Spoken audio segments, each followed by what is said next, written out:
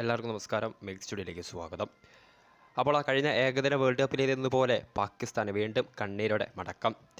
ICC men's T20 world കപ്പിലെ super 8 കാണാതെ ബാബർ അസവും സംഘവും അങ്ങനെ പുറത്തായിരിക്കുകയാണ്.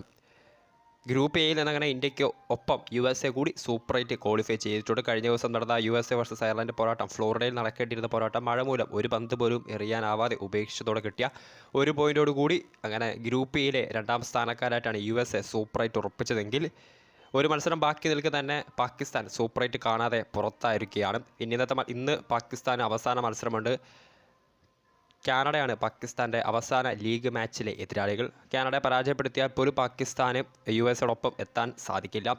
സംഘർഷ സാഹചര്യത്തിൽ പാകിസ്ഥാൻ അങ്ങനെ ICC മെൻസ് T20 വേൾഡ് കപ്പിലെ കഴിഞ്ഞ T20 വേൾഡ് കപ്പിലെ റണ്ണേഴ്സപ്പായ പാകിസ്ഥാൻ ഇത്തവണ ലീഗ് സ്റ്റേജിൽ നിന്ന് തന്നെ മടക്കാം. പാകിസ്ഥാൻ നമുക്കറിയാം ഇനിയുള്ള 2025 ചാമ്പ്യൻസ് ട്രോഫിയാണ് പാകിസ്ഥാനിൽ വെച്ചാണ് ആ പോരാട്ടം നടക്കാൻ പോകുന്നത്. അപ്പോൾ ICC മെൻസ് T20 വേൾഡ് കപ്പിൽ നിന്ന് പുറത്തായ പാകിസ്ഥാൻ ബാബർ അസമിന് സംഘത്തിന് ഇനി ചാമ്പ്യൻസ് ട്രോഫിക്ക് വേണ്ടി ഒരുക്കങ്ങൾ തുടങ്ങാം. സോ വീഡിയോ ഇഷ്ടപ്പെട്ടാൽ ലൈക്ക് ചെയ്യുക, ഷെയർ ചെയ്യുക. കൂടുതൽ വാർത്തകൾക്കായി ചാനൽ സബ്സ്ക്രൈബ് ചെയ്യുക.